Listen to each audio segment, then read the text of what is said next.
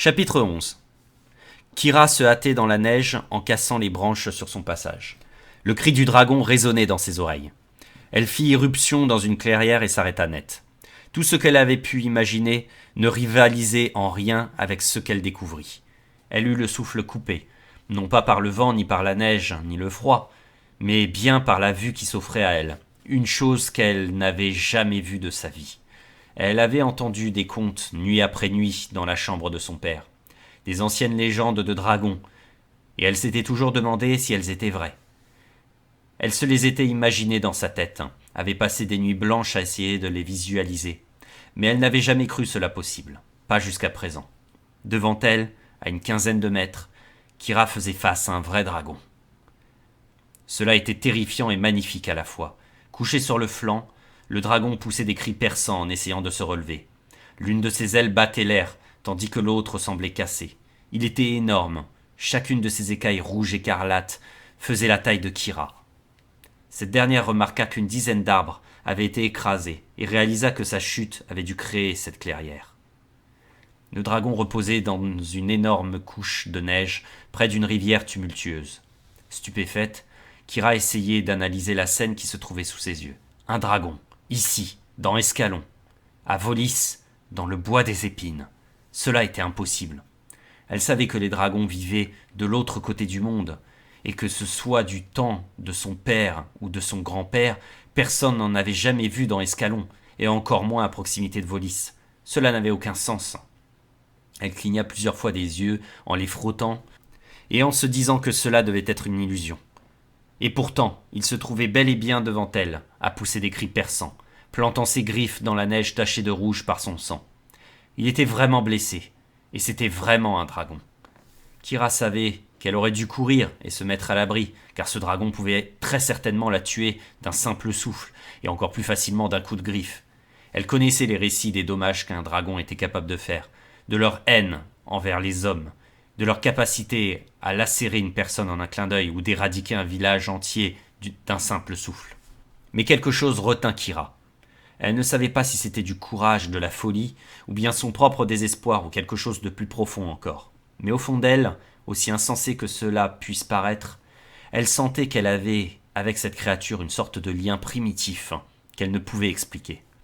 La créature cligna des yeux, en la regardant avec autant de surprise qu'elle.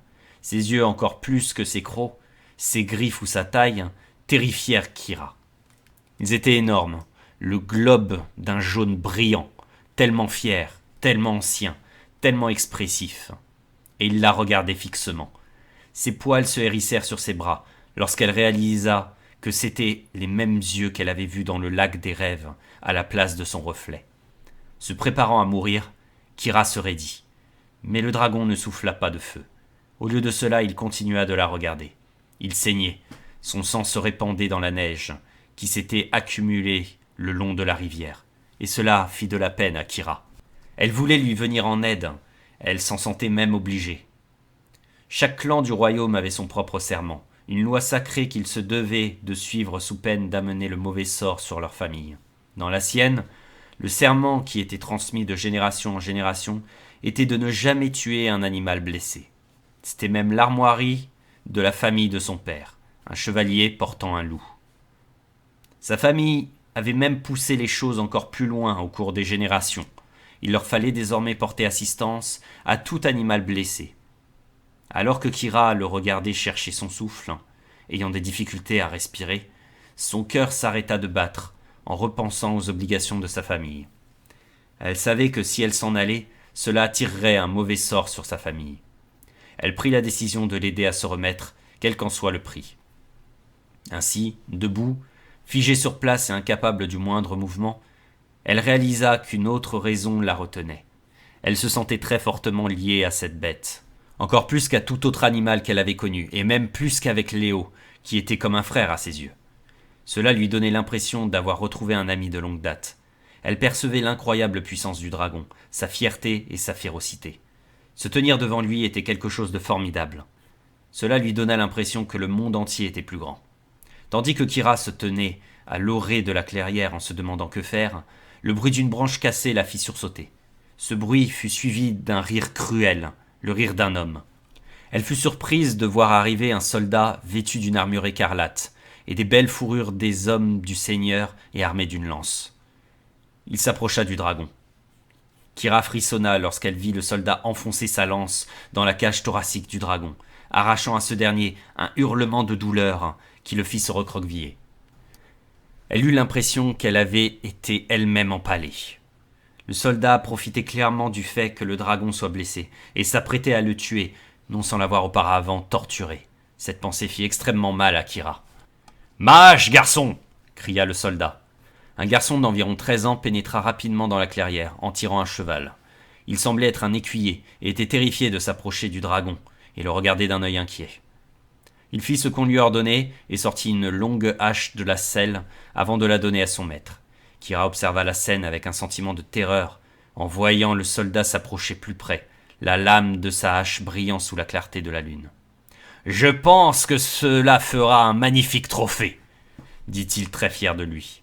« Ils chanteront mes prouesses sur des générations, ce trophée parmi tous les trophées. »« Mais vous ne l'avez pas tué, » protesta l'écuyer. « Vous l'avez trouvé blessé. » Le soldat se tourna et pointa son épée sous la gorge du garçon d'une façon menaçante. « Je l'ai tué, garçon, me comprends-tu bien ?» Le garçon déglutit et approuva d'un signe de tête. Le soldat se retourna vers la bête, leva sa hache et étudia le cou exposé du dragon. Le dragon essaya de s'écarter, de se relever, mais il n'arrivait plus à bouger. Le dragon se tourna soudainement vers Kyra et la regarda fixement, comme s'il implorait son aide de ses yeux jaunes et brillants. Elle comprit sa détresse. Kyra ne put se contenir plus longtemps. « Non !» cria-t-elle. Sans même réfléchir, Kyra se précipita dans la clairière en glissant dans la neige, suivie de près par Léo. Le fait de confronter un homme du Seigneur était un crime passible de mort, mais cela ne la stoppa pas. Ni le fait de se trouver seule et exposée et que ses actions pouvaient la mener à se faire tuer. Elle n'avait qu'une chose en tête, protéger la vie de ce dragon innocent. Tout en se précipitant, elle dégaina instinctivement son arc, y positionna une flèche et mit l'homme du Seigneur en joue. Le soldat était clairement stupéfait de découvrir une autre personne en ces lieux, au milieu de nulle part, et encore plus stupéfait par le fait d'être défié par une fille, le tenant en joue avec un arc. Il se tenait, la hache à la main, haut en l'air, et il l'abaissa lentement en se retournant pour lui faire face. Le bras de Kyra tremblait, tandis qu'elle maintenait la corde tendue tout en visant la poitrine de l'homme, espérant ne pas avoir à tirer si cela n'était pas nécessaire. Elle n'avait jamais tué d'homme auparavant, et elle n'était pas certaine d'en être capable. « Baisse ton arme !» ordonna-t-elle de sa voix la plus ferme. Dans ce genre de situation, elle aurait aimé avoir la voix grave et autoritaire de son père. « Et qui me donne cet ordre ?» demanda l'homme d'une voix moqueuse, visiblement amusé par cette situation.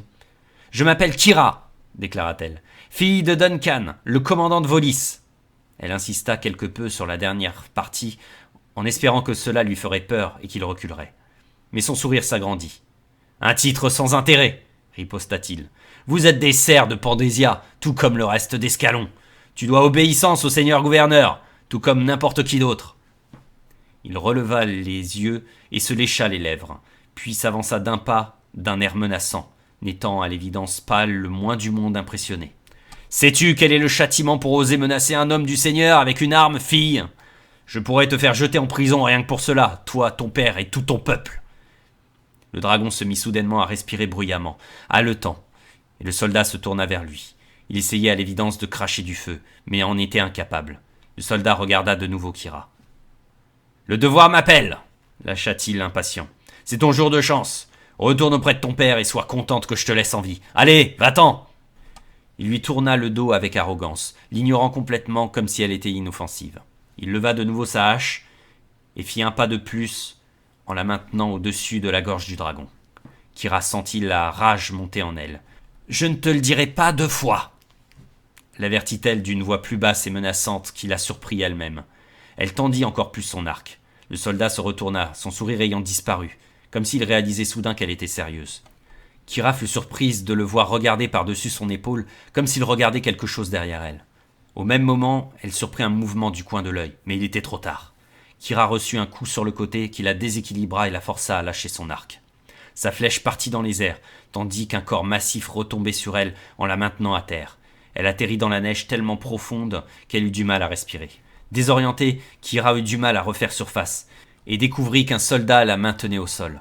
Elle vit que 4 hommes du Seigneur étaient penchés sur elle, et elle se rendit compte qu'ils étaient plus nombreux qu'elle ne l'avait cru, et qu'ils s'étaient cachés dans les bois.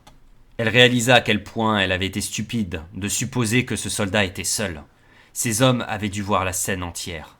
Elle comprit alors pourquoi le premier soldat avait été aussi effronté, même en ayant un arc pointé sur lui. 2 des hommes la remirent sur ses pieds sans ménagement, tandis que les 2 autres s'approchaient. Avec leur visage bourru et mal rasé, ils avaient l'air cruels, assoiffés de sang ou pire. L'un d'entre eux commença à défaire sa ceinture. « Une fille avec un petit arc, dis-tu » demanda l'un d'entre eux sur un ton moqueur. « Tu aurais dû rester chez toi dans le fort de ton papa » ajouta un autre. Il avait à peine fini sa phrase qu'un grognement se fit entendre, et Léo surgit de la neige et mit un homme à terre en lui sautant dessus. Un autre homme se retourna et donna un coup de pied à Léo qui lui mordit la cheville et le fit tomber. Léo allait et venait d'un soldat à un autre en grognant et en mordant lorsqu'ils essayaient de lui donner des coups. Les 2 autres soldats ne quittaient pas Kira des yeux. Léo occupé, une vague de panique la submergea. Bizarrement, et malgré les circonstances, elle réalisa qu'elle éprouvait de la panique pour le dragon, et non pas pour elle-même. Du coin de l'œil, elle vit le premier soldat lever de nouveau son épée en s'approchant de l'animal, et comprit qu'il allait l'abattre dans un instant. Kira réagit à l'instinct. Alors que l'un des soldats relâchait momentanément la pression sur son bras à cause de Léo, elle réussit à attraper son bâton, et l'abattit à la vitesse de la lumière. Elle frappa l'un des soldats avec précision, exactement sur le point de pression de la tempe, le terrassant avant même qu'il ne puisse réagir. Elle récupéra son bâton, l'attrapa par l'extrémité et l'abattit sur le nez de l'autre soldat. Ce dernier se mit à hurler alors que le sang jaillissait et qu'il tombait à genoux. Kira comprit que c'était l'opportunité d'en finir avec ces hommes. Ils étaient à sa merci, et Léo contrôlait les 2 autres. Mais elle ne pouvait penser qu'au dragon, et elle savait qu'elle n'avait plus de temps. Elle décida de s'emparer de son arc, plaça une flèche, et elle s'apprêta à tirer, sans même prendre le temps de réfléchir aux conséquences de son acte. Elle savait qu'elle n'avait le droit qu'à un tir, et qu'elle n'avait pas le droit à l'erreur. Ce serait son premier tir dans une vraie bataille, dans la neige et dans le vent, entre les arbres et les branches, et visant une cible à plus de 20 mètres. Ce serait son premier tir, mettant sa vie en jeu. Kira réunit tout son courage, tout son savoir appris durant de longues nuits d'entraînement et de tir, tout ce qu'elle avait en elle, et s'efforça de se concentrer. Elle fit de son mieux pour ne faire qu'une avec son arme. Kira tira, le temps sembla ralentir tandis qu'elle regardait la flèche voler en l'entendant siffler dans l'air, n'étant pas sûre d'atteindre sa cible. Il y avait trop de variables en jeu, rafales de vent, branches se balançant, mains gelées et mouvements du soldat. Kira entendit avec satisfaction le bruit de la flèche atteignant sa cible, suivi du hurlement du soldat. Elle vit son visage se tordre de douleur à la clarté de la lune, et le vit lâcher sa hache avant de s'écrouler, mort. Le dragon regarda Kira, et leurs regards se croisèrent. Ses grands yeux jaunes brillants dans la nuit semblaient lui être reconnaissants pour ce qu'elle venait de faire. Elle eut l'impression qu'il avait compris qu'elle venait de le sauver, comme si une connexion venait de se créer pour la vie. Sous le choc, Kira n'en revenait pas de ce qu'elle venait de faire. Venait-elle vraiment de tuer un homme, et pas n'importe quel homme, un homme du Seigneur? Elle venait de transgresser la loi sacrée d'Escalon. Elle venait de franchir une ligne sans retour en arrière possible. Elle venait de commettre un acte qui déclencherait une guerre et impliquait tout son peuple. Que venait-elle de faire? Toutefois, elle ne ressentait aucun regret, ni doute sur ce qu'elle venait de faire. Elle avait plutôt l'impression de marcher vers son destin. Une douleur cuisante sur sa joue la sortit de sa rêverie, et Kira sentit de puissantes mains calleuses la frapper. Son monde s'emplit soudain de douleur, et elle tituba en recevant ce coup en plein visage. Elle tomba à 4 pattes en voyant des étoiles tout autour, le monde se mettant à tourner tout autour d'elle. Avant qu'elle ne puisse reprendre ses esprits, elle sentit un coup de pied violent dans les côtes, et sentit qu'un second soldat la poussait au sol en lui enfonçant la tête dans la neige. Kira commençait à suffoquer lorsqu'un soldat la remit brutalement sur ses pieds. Elle se retrouvait face aux hommes qu'elle avait épargnés. Léo grogna, mais il était déjà trop occupé avec les 2 autres. L'un des soldats saignait du nez et l'autre de la tempe. Kira réalisa qu'elle aurait dû les tuer lorsqu'elle en avait eu l'occasion. Elle utilisa toutes ses forces pour se libérer de leur étreinte, mais sans succès. Elle put lire une envie de meurtre dans leurs yeux. L'un d'entre eux jeta un regard vers leur commandant mort et s'approcha d'elle en ricanant. « Félicitations !» siffla-t-il. « Au petit matin, ton fort et ton peuple seront éradiqués de la surface de la terre. » Il la gifla du revers de la main, et son visage se déforma sous l'effet de la douleur tandis qu'elle titubait. L'autre soldat l'attrapa fermement et appuya la lame de son poignard sur sa gorge, tandis que l'autre défaisait sa ceinture. « Avant de mourir, tu te souviendras de nous, dit-il. Ce sera le dernier souvenir de toute ta vie. » Kira entendit un gémissement et vit l'un des soldats poignarder Léo. Elle grimaça comme si elle avait été elle-même poignardée, bien que courageux Léo se soit déjà retourné, et enfonça ses crocs dans le poignet du soldat. Kira sentait la lame sur sa gorge, et elle sut qu'elle ne pouvait compter que sur elle-même. Mais au lieu d'avoir peur, elle se sentit libérée. Elle était en colère, son désir de vengeance contre les hommes du Seigneur ne fit que s'accroître. Cet homme représentait la cible idéale. Elle allait peut-être devoir capituler, mais elle n'abandonnerait pas sans se battre. Elle attendit le dernier moment que l'homme soit tout près d'elle et lui attrapa les vêtements pour se mettre sur un pied, prendre son élan et utiliser toute sa souplesse pour lui décocher un grand coup de pied de toutes ses forces. Kira sentit son pied s'enfoncer dans l'entrejambe de l'homme avec une grande force, et elle le vit tomber à genoux en hurlant. Elle avait visé parfaitement. Au même moment, Léo se défit de ses adversaires et se jeta sur l'homme qu'elle venait de mettre à terre. Il enfonça ses crocs dans sa gorge. Elle fit face au second soldat. Le dernier debout, et ce dernier dégaina son épée. Kira ramassa son bâton dans la neige et lui fit face. Le soldat éclata de rire. « Un bâton contre une épée ?» se moqua-t-il. « Il vaut mieux capituler maintenant, ta mort sera moins douloureuse. » Il chargea et abattit son épée sur elle, mais l'instinct de Kira fut plus fort. Elle s'imagina de retour sur le terrain d'entraînement. Alors qu'il abattait son épée, elle s'écarta en utilisant la vitesse de son adversaire à son avantage. Le soldat était lourd et puissant, et il maniait une lourde épée, alors que Kira était légère et agile. Il chercha à lui couper la tête, en deux, d'un coup d'épée fière. Elle fit un pas de côté, ce qui le déséquilibra. Elle fit virevolter son bâton et lui écrasa sur l'arrière du poignet. Il fut contraint de lâcher son épée, qui tomba dans la neige. Stupéfait, il la regarda, ricana et chargea à main nue, comme pour la mettre au sol. Kira attendit et se baissa au dernier moment, tout en relevant le bout de son bâton qui s'abattit sur son menton. La frappe brisa le cou de l'homme, qui s'écroula à terre, immobile. Léo se jeta sur lui et planta ses crocs dans sa gorge afin de s'assurer qu'il était bien mort. Supposant que tous ses assaillants étaient morts, Kira fut surprise de sentir un mouvement derrière elle. Elle se retourna et vit l'un des deux soldats dont Léo s'était occupé. Le soldat s'avançait en boitant, ayant dégainé son épée. Le soldat se précipitait sur Léo, qui lui tournait le dos, ayant encore les crocs dans la gorge du soldat précédent. Le cœur battant à tout rompre dans la poitrine, elle était trop loin pour l'arrêter à temps. « Léo !» hurla-t-elle, mais trop occupée, Léo ne réalisa pas. Kira savait qu'il devait réagir instantanément, ou Léo serait tué sous ses yeux. Son arc gisait encore dans la neige, trop loin d'elle. Elle réfléchit rapidement. Elle prit son bâton, le cassa en deux sur son genou et prit l'une des moitiés au bout acéré, visa et le lança comme une lance. Le morceau siffla dans les airs, et elle pria pour qu'il atteigne sa cible. Kira poussa un soupir de soulagement lorsqu'elle le vit transpercer sa gorge au moment où il arrivait à la hauteur de Léo. L'homme tituba et tomba raide mort devant Léo. Kira resta debout dans le silence, reprenant son souffle et regardant la scène de carnage tout autour d'elle. Les 5 hommes du Seigneur étaient éparpillés dans la neige qui était recouverte de sang. Elle n'en revenait pas de ce qu'elle avait fait, mais ses pensées furent interrompues par un mouvement. Elle se retourna et vit l'écuyer qui se précipitait vers son cheval. « Attends !» cria Kira. Elle savait qu'elle devait l'arrêter. S'il retournait auprès du seigneur gouverneur, il leur dirait ce qu'il venait de se passer. Il comprendrait qu'elle serait celle qui avait fait cela, et son père et son peuple seraient massacrés. Kira ramassa son arc, visa et attendit d'avoir le champ dégagé. Le garçon pénétra finalement dans la clairière, et elle eut une chance de tirer lorsque la lune sortit au même moment de derrière les nuages. Mais elle ne pouvait pas tirer. Le garçon n'avait rien fait après tout. Quelque chose en elle lui interdisait de tuer un innocent. Les mains tremblantes, Kira abaissa son arc et le regarda s'éloigner. Nauséeuse, elle savait qu'elle venait de signer son arrêt de mort. La guerre semblait inévitable. L'écuyer en fuite, Kira savait que son temps était compté. Elle aurait dû courir au travers des bois jusqu'au fort de son père pour leur expliquer ce qui venait de se produire. Ainsi, il disposerait du temps pour se préparer à la guerre, pour fortifier le fort, ou pour s'enfuir. Elle se sentait terriblement coupable, et pourtant, elle avait également le sentiment d'avoir fait son devoir. Kira avait nulle part où aller. Elle resta ainsi hypnotisée par le dragon qui agitait son aile saine en la regardant. Elle avait l'impression que sa place était à ses côtés. Kira s'approcha rapidement dans la neige, descendit le long de la rivière jusqu'à se retrouver devant le dragon. Ce dernier releva le cou pour la regarder et leurs regards se croisèrent.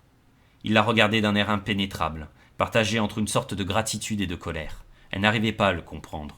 Kira s'approcha, Léo grognant à ses côtés, jusqu'à ce qu'elle se trouve à quelques mètres. Elle avait le souffle coupé. Elle n'en revenait pas de se tenir aussi près d'une créature aussi impressionnante. Elle savait qu'elle prenait de grands risques, que le dragon pouvait la tuer à tout moment s'il le voulait.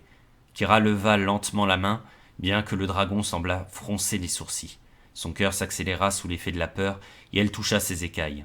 Sa peau était tellement rugueuse, tellement épaisse, tellement primitive. C'était comme toucher le début du monde. Ses mains tremblaient lorsque ses doigts touchèrent les écailles. Et cela n'était pas dû au froid. Sa présence était encore un mystère et son esprit était assailli de millions de questions. « Qu'est-ce qui t'a blessé ?» demanda Kira en caressant ses écailles. « Que fais-tu dans cette partie du monde ?» Il émit une sorte de grognement sourd provenant de sa gorge, et Kira effrayée retira sa main. Elle n'arrivait pas à déchiffrer les expressions de cette bête, et bien qu'elle vienne tout juste de lui sauver la vie, Kira eut soudain l'impression que c'était une très mauvaise idée de se tenir aussi près. Terrifié en se demandant s'il allait lui trancher la gorge, Kira n'osa pas bouger. Quelque chose passa dans son regard, et il sembla changer d'avis. Il retira sa griffe, et à sa grande surprise, il la taillada d'un geste rapide. Kira sentit une douleur vive sur son visage, et elle poussa un cri. Ce n'était qu'une égratignure, mais Kira savait que cela était suffisant pour lui laisser une cicatrice. Kira toucha la blessure, et vit du sang frais sur ses mains.